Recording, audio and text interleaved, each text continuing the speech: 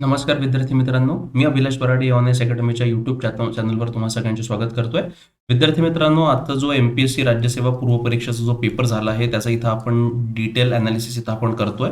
तर याआधी आपण इकॉनॉमिक्स चे जे काही प्रश्न होते आजच्या पेपरमध्ये आलेले त्याचा व्हिडिओ ऑलरेडी आपण अपलोड केलेला आहे. ज्यांनी कोणी इकॉनॉमिक्सचे जे आन्सर की जर बघितली नसेल तर त्यांनी तो व्हिडिओ डिस्क्रिप्शन बॉक्समध्ये लिंक दिलेली आहे, तो बघू शकता. आता या व्हिडिओमध्ये विद्यार्थी मित्रांनो आपण एन्व्हायरमेंट ठीक आहे किंवा पर्यावरणावर जे काही प्रश्न आजच्या पेपरमध्ये आलेले होते एमपीएससी राज्यसेवा 2023 पूर्व परीक्षेत ते आपण इथं डिटेलमध्ये अनालाइज करणार आहे. ठीक आहे, तर पहिला प्रश्न बघूया विद्यार्थी मित्रांनो. पहिला प्रश्न होता खालील विधाने पहा. ठीक आहे, म्हणजे मल्टी स्टेटमेंट इथे दिलेले होते. पहिलं स्टेटमेंट काय, घातक कचरा मृदेमध्ये टाकल्यामुळे जैवविविधता कमी होते. आता बघा विद्यार्थी मित्रांनो, खूपच लॉजिकल आणि खूपच कॉमन सेन्सवर बेस्ड हे प्रश्न होते. आता घातक कचरा जर मृदेमध्ये टाकला तर जैवविविधता कमी होणारच आहे. ठीक आहे, तर टॉक्सिक केमिकल जर तुम्ही मातीमध्ये टाकले किंवा कुठेही टाकले तरी त्याच्यामुळे काय होतं, त्याच्यामुळे परिणाम इकोसिस्टीमवर होतोच. तर पहिला स्टेटमेंट बरोबर आहे. दुसरं स्टेटमेंट बघा, नद्यामध्ये वारंवार पूर येण्यामागे वृक्षतोड कारणीभूत आहे. आता हे जे दुसरं स्टेटमेंट आहे विद्यार्थी मित्रांनो, तुम्ही जॉग्राफी किंवा पर्यावरणाचा बेसिक लेवलचा अभ्यास जरी केला असेल तरी तुम्हाला हे अंडरस्टँडेबल आहे की इव्हन आपण उत्तराखंडमध्ये जेव्हा पूर आला होता तेव्हा त्या पुराचं सुद्धा कारण हे सांगण्यात आलं होतं की जी काही वृक्षतोड तिथं डोंगराळ भागात झालेली आहे त्याचाच परिणाम आहे की जिथं फ्रिक्वेंटली काय येतात, पूर येतात. आता नद्यांमध्ये वारंवार पूर येण्यामागे वृक्षतोड कारणीभूत आहे, कारण वृक्ष काय करतात, वृक्ष हे पाण्याला शोषून ठेवतात. ठीक आहे, आणि पाण्याला शोषतात. आणि दुसरी गोष्ट काय आहे की त्याच्यामध्ये जे काही माती असते ती मातीला सुद्धा घट्ट पकडून ठेवतात. ठीक आहे, हे लक्षात ठेवा.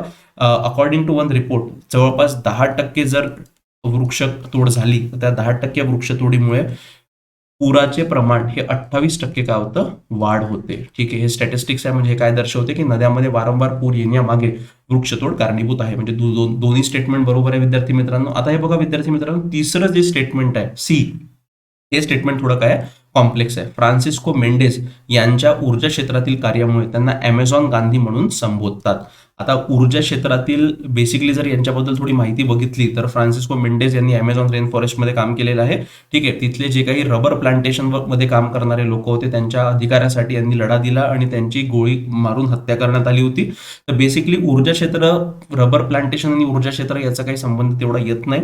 आणि अमेझॉन गांधी ही जी टर्मिनॉलॉजी आहे ही टर्मिनॉलॉजी सध्या तरी म्हणजे नेटवर सर्च केल्यानंतर आम्हाला सापडलेली आहे. तिसरं स्टेटमेंट हे आपण म्हणू शकतो की थोडं कन्फ्युजिंग आहे. तर इथं उत्तर याचं हे बघा की अ आणि ब तर करेक्ट आहेच. ठीक आहे, म्हणजे दोन्ही विधाने बरोबर आहे, फक्त विधान अ आणि ब बरोबर आहेत किंवा विधान अ ब क बरोबर आहेत. म्हणजे या 3 किंवा 4 पैकी याचं करेक्ट आन्सर राहू शकतं. आता सध्या परिस्थितीत आमच्या मतानुसार तर बेसिकली याचं उत्तर 3च असायला पाहिजे, कारण अमेझॉन गांधी ही टर्मिनॉलॉजी फ्रान्सिस्को मेंडेस यांना कुठेही असा उल्लेख करण्यात आलेला नाही. हे लक्षात ठेवा विद्यार्थी मित्रांनो, थोडं कन्फ्युजिंग राहील. तर 3 किंवा 4, पण आमच्या मते 3 याचं उत्तर असायला पाहिजे. त्यानंतर पुढच्या प्रश्नाकडे वळूया. 17वा प्रश्न आहे विद्यार्थी मित्रांनो, मातीतील नायट्रोजन खत जीवाणूद्वारे तोडल्यास ही स्पेसिफिक गॅस मुक्त होते किंवा ही गॅस एमिट होते. आता हे बघा की जे फर्टिलायझर आहे, नायट्रोजन फर्टिलायझर आहे, हे नायट्रोजन फर्टिलायझर जे काही आपण झाडांना देतो तर त्यापैकी फक्त 50% जे फर्टिलायझर असते त्याचा वापर जे स्पेसिफिक क्रॉप्स आहे ते क्रॉप वापरतं आणि बाकीचं तसं वाया जातं किंवा पाण्याच्या माध्यमातून ते जमिनीत चाललं जातं. मग तिथून नाले नद्या जे काही आहे त्यांना ते मिळतं आणि मग शेवटी ते समुद्राला जाऊन मिळतं. आता बेसिकली हे बघा की मातीतील नायट्रोजन खत जे राहतं, हे जे एक्सेस खत राहतं याच्यामुळे काय होते, याच्यामुळे नायट्रस ऑक्साईड ही जी गॅस आहे ही काय होते, ही तयार होते. आता जे जीवाणू असतात म्हणजे बॅक्टेरिया जे असतात, ते बॅक्टेरिया त्या नायट्रोजन खतासोबत रिॲक्ट करतात आणि याच्यामुळे NTO नायट्रस ऑक्साईड ही जी गॅस आहे ही तयार होते. म्हणजे याचा करेक्ट आन्सर काय आहे, N2O सेकंड वाला. आणि ही जी नायट्रस ऑक्साईड गॅस आहे विद्यार्थी मित्रांनो, ही पोटेन्शियल ग्रीन हाऊस गॅस आहे. कोणती आहे, पोटेन्शियल ग्रीन हाऊस गॅस याच्यामुळे पृथ्वीचं काय होत आहे, टेम्परेचर वाढत आहे. ठीक आहे, तर हे लक्षात ठेवा. ठीक आहे, 17व्याचा करेक्ट आन्सर काय आहे, 2 आहे. त्यानंतर पुढील प्रश्नांकडे वळूया. आता 18वं जे स्टेटमेंट आहे, 18वं प्रश्न आहे तो बघूया. ओझोन संदर्भात खालील कोणती विधाने बरोबर आहेत. आता आपल्याला कशा संदर्भात विचारलाय, ओझोन म्हणजे काय विद्यार्थी मित्रांनो, O3. आता मल्टी स्टेटमेंट आहे. पहिलं स्टेटमेंट बघूया, ओझोनला पृथ्वीचे रक्षण कवच म्हणतात. आता सगळ्यांना माहिती आहे की ओझोन काय करतं, अल्ट्राव्हायोलेट रेज ज्या असतात सूर्याच्या त्याच्यापासून आपल्याला प्रोटेक्ट करण्याचं काम कोण करतं, ओझोन करतं. ठीक आहे, तर पहिलंवाला स्टेटमेंट बरोबर आहे. दुसरं काय आहे, आता हे थोडे ट्रिकी आहे. 1985 मध्ये ओझोन थराला छिद्र पडल्याचे स्पष्ट झाले. आहे.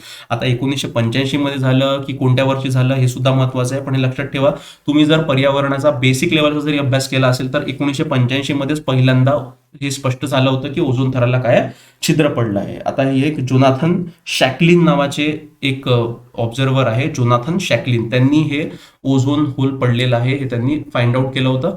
तिसरं जे स्टेटमेंट आहे ते आहे 16 सप्टेंबर हा जागतिक ओझोन दिवस म्हणून साजरा केला जातो. हेही बरोबर आहे विद्यार्थी मित्रांनो, म्हणजे अ ब क बरोबर आहे. ड वाला कोणता आहे? 1989 मध्ये ओझोन क्षयास कारणीभूत रसायन वापरावर बंदी घालण्यात आली. बेसिकली जे काही हे होते रसायन होते ज्याच्यामुळे ओझोनचं डिप्लिशन होत होतं किंवा ओझोनचा जो भोग आहे तो वाढत होता, त्याला कमी करण्यासाठी 1989 मध्ये काय ओझोन क्षयास कारणीभूत रसायन वापरावर बंदी घालण्यात आली. आता हे बघा विद्यार्थी मित्रांनो, अ ब क तर तुम्हाला माहितीच असेल, पण ड वाला थोडं कन्फ्युजिंग स्टेटमेंट आहे.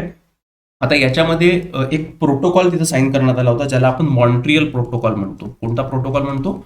Montreal protocol.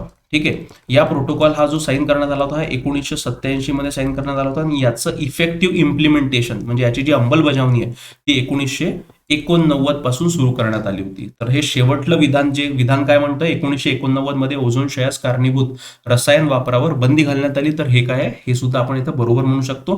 तर याचा करेक्ट आन्सर काय आपल्याला बरोबर विधानाने विचारली आहे, तर बरोबर आन्सर आहे 4, म्हणजे वरील सर्व. सोपा प्रश्न आहे विद्यार्थी मित्रांनो, फक्त ड जो स्टेटमेंट आहे चौथावाला ते थोडं कन्फ्युजिंग आहे, ते लक्षात ठेवा. 1991 मध्ये काय झालं त्याचं इम्प्लिमेंटेशन सुरू झालं होतं. त्यानंतर पुढील प्रश्नाकडे वळूया विद्यार्थी मित्रांनो. आता 19वा प्रश्न काय? खालीलपैकी कोणता परिस्थिती की मनोऱ्याचा प्रकार नाही? ठीक आहे, which of the following is not the type of a ecological pyramid. आता इकॉलॉजिकल पिरामिड वगैरे याच्या संकल्पना आहे विद्यार्थी मित्रांनो, या सुद्धा बेसिक पर्यावरणामध्ये किंवा बेसिक एन्व्हायरमेंटमध्ये त्याचा आपण अभ्यास करतोच.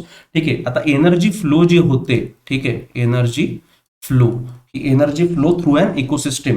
ठीक आहे, हे वेगवेगळ्या ट्रॉपिक लेवल्स आहेत. ठीक आहे, वेगवेगळ्या काय ट्रॉपिक लेवल्स आहे, म्हणजे एनर्जी एका लेवलकडून दुसऱ्या लेवलवर, दुसऱ्या लेवलवरून तिसऱ्या लेवलवर अशी ट्रान्सफर होत राहते. तर याला आपण ट्रॉपिक लेवल म्हणतो.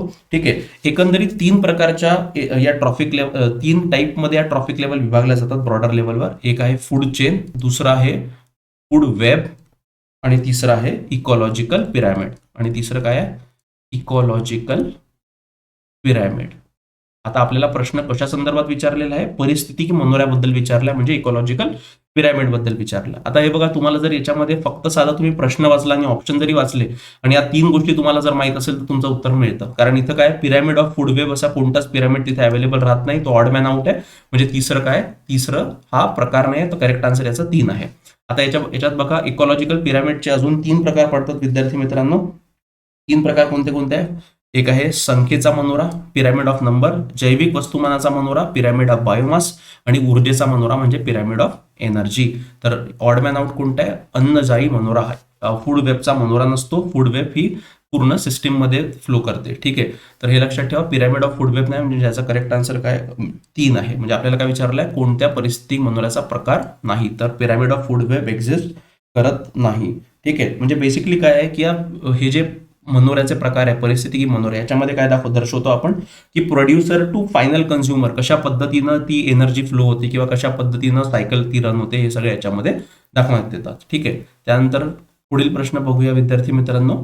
ठीक आहे, 20वा प्रश्न आहे, काही प्रजाती नष्ट झाल्या तर पर्यावरणावर गंभीर परिणाम करतात, त्यांना कोणत्या प्रजाती म्हणतात? हा सुद्धा खूपच फारच सोपा प्रश्न आहे विद्यार्थी मित्रांनो. तुम्ही जर पर्यावरणाचं पुस्तक जरी वाचलं असेल तरी तुम्हाला मिळेल. आता निळा दगड वगैरे असं काही म्हणत नाही, लाल दगड तर असं संकल्पनाच नाही, पिवळा दगडी नाही आहे, की स्टोन स्पेसिस म्हणतात. काय म्हणतात?